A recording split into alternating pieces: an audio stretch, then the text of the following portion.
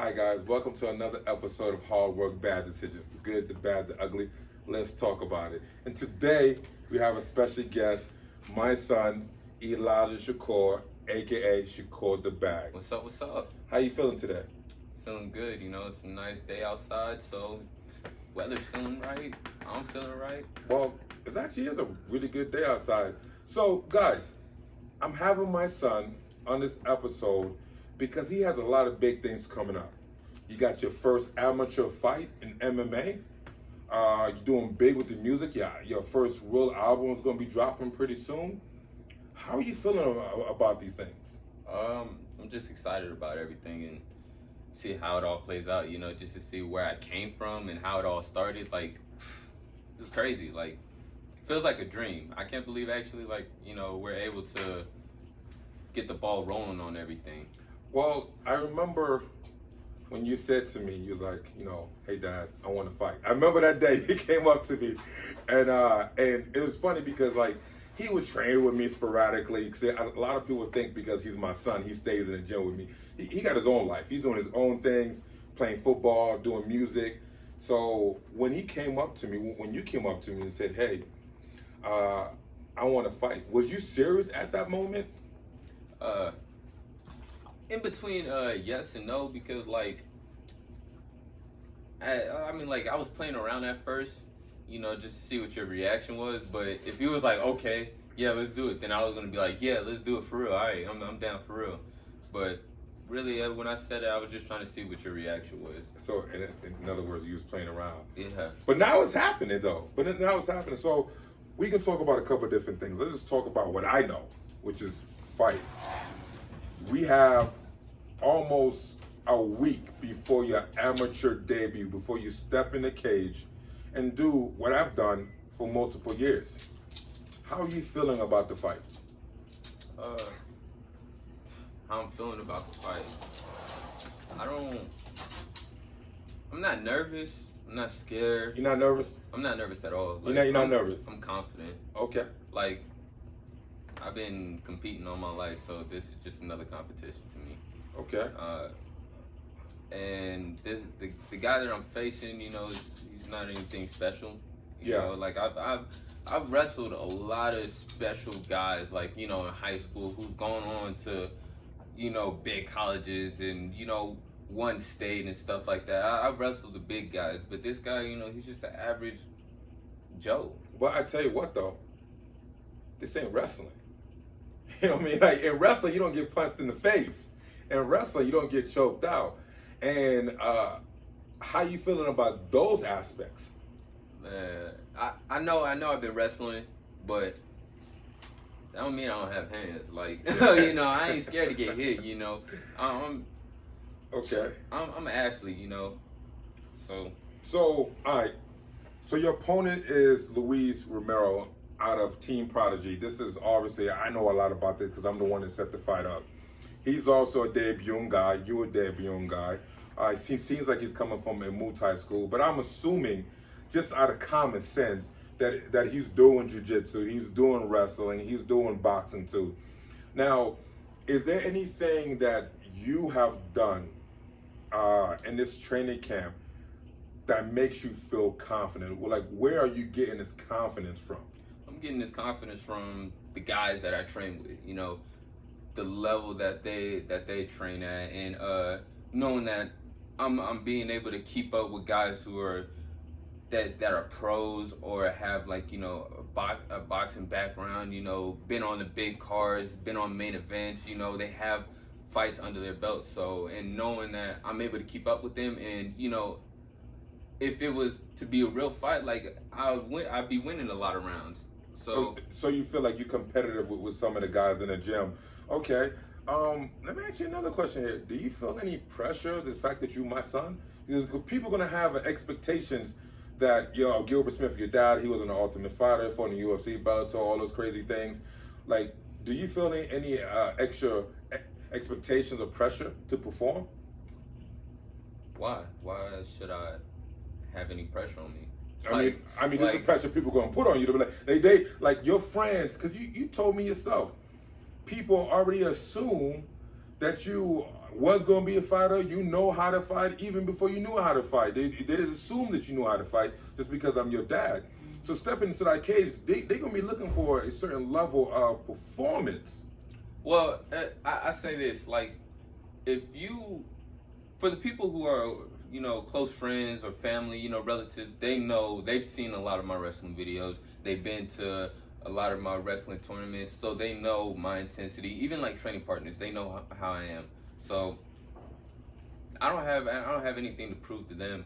They already know what's up. They know what type of athlete I am and what I'm capable of doing. So that's the reason why I don't feel any pressure, because I've been doing this for so long. So Okay. why start feeling pressure now? Well, I would say I've been on the big stage, you know. You've been on the big stage? Not at fighting, but wrestling. The state championship. Like that's being in the Pepsi Center, the World Arena. I mean, not the World Arena, the Pepsi Center, in front of thousands of people. They're all watching you. Like, a lot of guys crumble under that. Like that's pressure. Mm-hmm. That's pressure. Being in the Outlaw Saloon, no, it doesn't.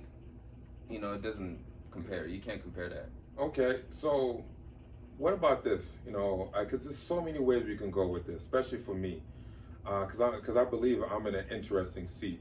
You know, such as you, honestly. How do you think seeing you step into the cage is gonna make me feel? Have you ever thought about that? I'm about, you know, when a doctor has a kid and the kid also becomes a doctor, you know, that makes the dad feel proud. Like, how do you think that's gonna make me feel? I think it's gonna make you feel proud. Like, you always wanted me to wrestle throughout high school. When I didn't wrestle my first 2 years of high school, he was like mad. He was mad. So oh, yeah, I was big mad, huh? I was disappointed. I was disappointed. Yeah. And just seeing like when I got back into wrestling my junior year, ended up going to state, I could see like you were excited, like you were proud of me, like I got back to my roots. Fair enough. How do you think your mother gonna feel? How she felt about you, you know, when you was fighting. I mean, when we watched you fight, it was like anticipation. Like we had it like every time, like my heart was racing. Everybody's hearts was racing, because you never know what's gonna happen. You never know. It's a mystery what's gonna happen. So I feel that she's gonna have like that same feel, like, you know, heart racing. Even my sisters, like, just like they don't want me to get hurt. Like that's the biggest thing, and I think that's their only concern, is me getting hurt. That's the only concern. You think you would let anybody down if you didn't come out with a win? Like have you thought about the other side of it? Like, you know, because you just said they made you concerned that you're not getting hurt. Like, you know, you know, I worry about that, but I don't think you're gonna get hurt. You know, I just want you to live up to your potential. Do you feel like that if you don't come out, and we will come out with a win, but if something crazy happens, you think you will disappoint a lot of people? Not at all. Like, the things that I've been able to do throughout my lifetime is not many people I've done. Not many people have played football, wrestled and ran track, and then went to state in track and state in wrestling. So it's like, for me to just step in the cage, you know, they're like, oh, dang, like, what can't this kid do? He also makes music as well. So, like, what else? I think just me stepping in the cage is just you know, I can't even explain it, but I'm gonna explain it for you, because I don't care what happens. You know what I'm saying? You know we all gonna love you, because I believe just getting on the mat, just stepping in the cage, stepping in the ring, you already a champion in my eyes. And then and obviously you all believe you're gonna come out victorious. Winning this fight, what does that do for you? Does that start a career potentially? It's like one and done, or hey, I just want to try this thing out. Like, where do you see yourself in the future? I would say I don't even know for myself, really. I really want to get this first fight out of the way, and, you know, depending on how I feel, you know, if I come out with no injuries, you know, it's a fast night for us. Let's go again. I know they have another. I know they have a card, a fight card for May 1st. So was he ready to get? You already think about May 1st? I mean, okay. So like but for what you're saying, definitely, if I have a chance to make it to the UFC, I'm gonna put everything that I have, all of my work ethic, all of my time and effort into making it into the UFC. So, yeah, my main goal is to make it to the biggest stage that I can make it. Yo, I'm gonna ask you a real question. You think you're gonna be a better fighter than your dad? I feel like I already am. The only thing that you have over me right now is just the jiu-jitsu. Oh yeah? Okay. I'm more of an athlete. You see, that's where we start getting into like a delusional talk. You know, you still got a lot of years to grow before you get to. Exactly, and I like you said, I got a lot of years, and I already I have the basics down. Okay. And I'm only 18. Well, I'm keeping up with these grown folks, with these grown men. I would say this much though. I would say this much that I didn't have my first fight until I was 27. Exactly. So the fact that you're having your first fight at 18, I would tell you that you definitely have in front of the power curve. All right, man. So we gonna go out there March 27 versus Luis Romero on the Sparta card in Wyoming, and we can go out there and smash. If people want to watch the fight, make sure you go to www. I don't know why I say that. People don't even say that anymore. The World Wide Web, SpartaSE.com. Order the pay-per-view. Make sure you put in the name Smith, and so Elijah could get some credit there. But we can go out and we're gonna win. And you also, you know what? I actually got a couple more questions. How do you feel? Because this is a big card for the team. We got 3 other fighters on the card. How do you feel about? And you potentially may be the first fight of the night. How do you feel about your guys, your training partners fighting with you, and you maybe starting off the night, setting the pace? Just the atmosphere, knowing that I'm not going to war by myself, and knowing that I'm going to war with a team, it's pretty impactful. Word. So, especially seeing somebody like Aaron, Limitless, seeing how training with him is like, damn, like you couldn't even tell. You wouldn't, like, this is... So Aaron, just to give the viewers understanding, and he was in a prior episode of Hardwork Bad Decisions, but Aaron is a guy who's doing a boxing match and he only has one leg. So he's one of the first amputees to be competing for Sparta. I think he is the first amputee to be competing for Sparta. So that is a huge accolade, and to be on the card with them is an honor. And then Dylan, he's a pro fighter too. Main event. The main event too, like, and Dan as well. All tough fighters. Like, we don't. This is what we're made to do. Like, we're well prepared for this night, and for me to kickstart the night, if that happens, I'm coming out with a dub, and we getting the ball rolling when we going and trying to go 4-0. Word. That's what's up. Because right now, once we get done with this, you got your last sparring session, and some of those guys are coming in to give you your last sparring session because they sparred in the morning, and you're gonna spar this afternoon. Okay, so. And then after that, after March 28th, after the fight, going straight back to the schoolwork. I got an exam. Yeah, we're gonna talk about that. So that's the fight, and we have nothing but high expectations for you, and we believe you can go out and perform. Now let's talk about your music, because your music, like you said, people have been watching you compete for a lot of years, but people are now starting to see your musical talent, and for some, it's a surprising. Like what? Wait, is that Elijah?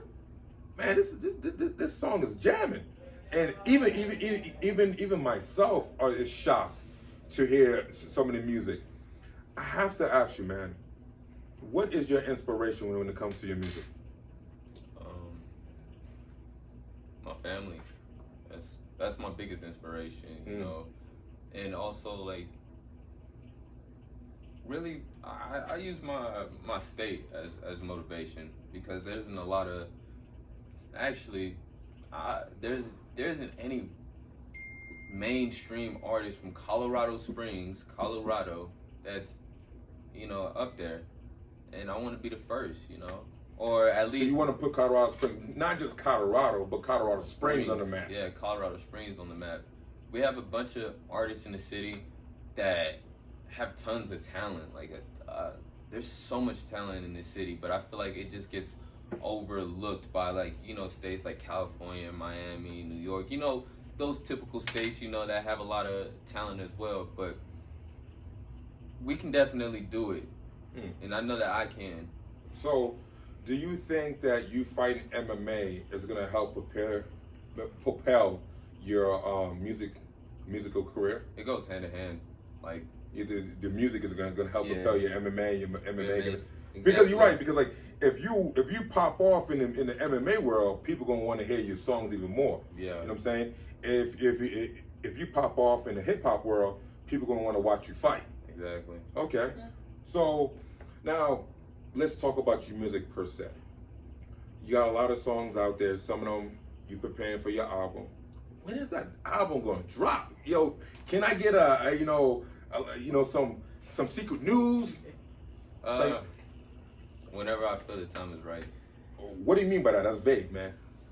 Whenever the time is right. When I feel like each and every song is as perfect as I can get it, then that's when the album will drop. That means never. But nah. Okay. Now you have dropped a single and a video, "Save Me," and that video was hot. The song was hot, and it was very well produced by Andrew. What's his last name? I think Hazley. Hazley, which was the first time he ever did a music video, and he did it. He did a great job. How was it like having a dope song out there, a dope single, and a dope video to go with? Like, how was that like? How you dealing with that? It just backs up my what I've been saying. Like, there's talent in this city, and having a dope song and a dope music video like that just backs up what I just said. Okay. Well, how was it making that music video? Since that was your first music video. What people don't know is that, well, if you watch that music video, you can see that I was somewhat cold. Okay, it was a really quick. Yeah, it was cold. So just to take it like just to run through it real quick. We started the day off at 6 o'clock on the dot at what we call the Helen Hills. So bam, right there, we're shooting in the woods. It's really foggy, so we're getting a nice look because of the cold. Like, it's the fog is bringing in that like lost kind of vibe, like feeling lost in the forest. And then it started snowing a little bit. Mm-hmm. Like, it got to a point where I was like, yo, we got to sit in the car for a little bit, or we go back out and start recording again. But yeah, it was fun. It was something different that I've never done before, and just to be part of it and try and kind of like direct it a little bit too. Have an input in what I want my image to come out. So yeah, exactly. Because I remember when we all sat down and talked about it, right? And like, it was your concept for the music video that we did, like the whole being in the forest, running like you lost, and then at the tail end, you finding yourself, which having me, or your mother and I, you know, kind of embracing you. Like, where did that vision come from? Like how are you coming up with these things? With my music. Like, when I make a song, like, there's meanings behind it. Like, I see a vision with my music. Like, I don't just go in there and just... Now, don't get me wrong. Sometimes I go in there just like, I'm about to lay down a track. I don't even know what I'm going to say. But most of the times I go into the studio and I have a formulated plan on what I want to accomplish. So, with Save Me, and tell me if I'm wrong, because like, we talked about it, and obviously I watched the music video 1,000 times. You can check it out on YouTube. You can check it out on his Instagram under Shakur the Bag. But I looked at the video and I said, this is a young man who's trying to find himself. He's going through the trials and tribulations that every young man goes through. And like, and it's hard to like figure out what type of man you want to be, because you had little stuff like your football cleats, so you're dealing with that sport, and the fact that you may have to walk away because of COVID. You know, the fact that you had a teddy bear representing your daughter and becoming a man, and like which was a total surprise at the time, but she's here now. And dealing with all the other things you want to do between school, work, music, MMA, like, and at the tail end, you start to realize as your mind was going crazy and you're feeling lost, at the tail end, you start to realize, like, you know what? My life ain't bad. My life is pretty good. I have a lot of options. I got a great family. Is that what you was trying to portray in your music video? Yeah, I mean, exactly right on the dot. There is little things that we incorporated into that music video. You already said a couple of things. The cleats, the football cleats, the teddy bear, the medals, and even there was one scene that went over a lot of people's heads, and that was the acorn, or not the acorn, I forget what it's called, but it dropped, and it was kind of like the saying, the apple doesn't fall far from the tree. Damn, I missed that. Even I didn't get that. Exactly, like that went over a lot of people's heads. And, yeah, you didn't even tell me about that. I didn't see it. You didn't tell me about that. Okay, yeah. You gonna make me go back to the video and watch it. You about to get your views up in your music video. Yeah. So I mean, and just to go through it, like I put the football cleats because, you know, football it still is my passion. Like, that's my love. Like, if I can do that every day, I would. 100%. And then obviously the teddy bear representing my daughter, you know, finding myself and becoming a man. And then the medals were just me just like really like starting to put it all together, you know, where I came from, where it all started. That's where the medals came from. And then obviously the acorn falling from the tree was basically the fight, you know, hopping in the fight game and, you know, following your footsteps. Okay, so now let's talk about something a little bit deeper in a tragedy. At the tail end of the music video, you gave a shout out to your homeboy Elijah. Elijah, what was his last name again? Bhorkis. Yeah. Elijah Bhorkis. Yeah. And that was one of your best friends that helped you get into the rap game, and he died tragically last year. Tell me how that affected you. It just pushed me to go harder, you know. Doesn't mean stop. You know, you don't just completely stop with what you're doing. You just keep going. And it crazy enough, how ironic. So the day that he passed away was March 20th. Tomorrow is gonna be March 20th. His anniversary. A week later is my fight. So it's just like it's ironic how everything, you know, is planned. Like it's kind of crazy. It's I know, and I get it, because it's one of those things like, cause we kind of talked about this last night. At least you was talking about it, and to think that if he was here today to see how far you've taken, because he was the one that pushed you to do your first rap song, the song Change or Changes? Change. And because he pushed you to do that song, and you saw how much love you got from that song, because it came out pretty dope, you continue with the music.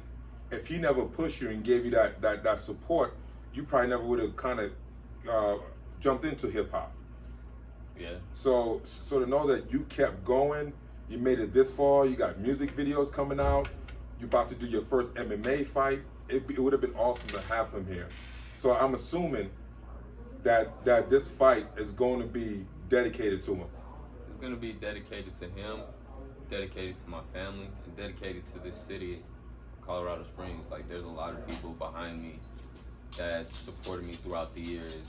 So yeah, definitely though, this fight will be dedicated for him. You know, like I said, the dates is kind of crazy, you know, 1 week apart. So okay. So just a little bit more, man. Now we know about the fight March 27th. Now on March 24th, Oh, I'm sorry. Is it March 24th, right? Yeah. You're gonna release your next music video. Tell me called Dreams. Tell me a little bit about that music video, or that song and that music video. The song Dreams is basically like you can dream about anything that you want to, but how long is it gonna be a dream? When are you gonna make it a reality? That's what the song is mostly about.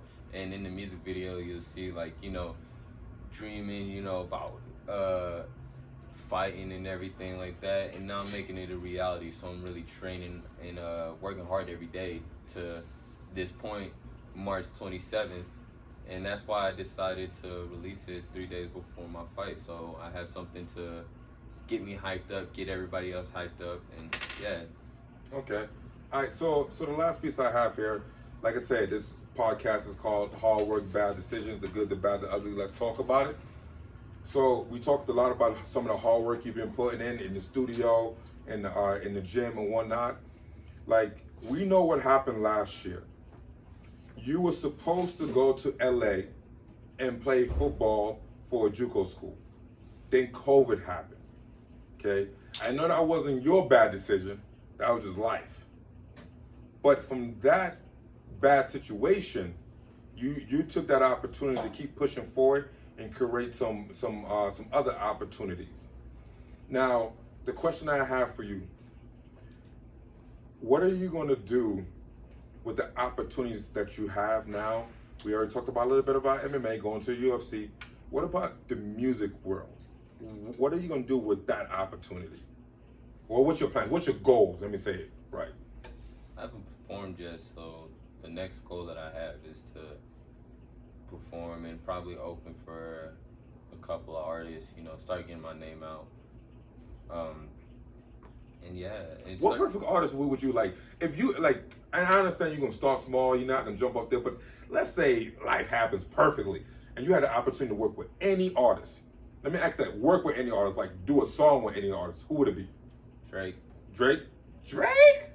Yeah. Drake?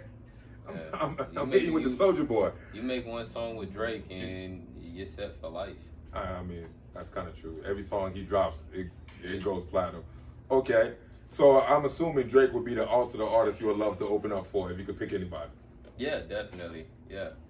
Okay. Definitely. Just because, like, you know, obviously Drake, you know, in my opinion, I feel like he's the GOAT. Wait, hold on. Damn. Drake is the GOAT? Like the greatest of all time? People talk about, you know, he don't write his own music and all that stuff. So Rihanna doesn't write her own music. Wait, do you write your own music? Yeah, I write my own music. But I mean, so how do you feel about a rapper not writing his own music? I don't care. Just as long as he sounds good and he's able to, you know, bring people to listen to. His views and his fans, like his marketing, you can't compete with that. Okay. Everybody tends to get on Drake about him not writing his own music, and cool, okay, whatever, that's fine. But I mean, you gotta also think like people love Beyonce, people love Rihanna. They don't write their songs all the time. You're right. I was watching a podcast that was talking about this, and like hip hop is the only genre of music that gives artists so much flack for not writing their own music, and almost every other genre, a lot of the artists don't write their own music. So Drake being someone you would love to work with, your middle name is Shakur, and that's also your rap name, Shakur the Bag, right? Which is AKA, he's trying to play on words for secure the bag. What do you know about the name Shakur? You know, what does that represent to you? Obviously, Tupac. Okay, I was making sure you knew that. Yeah.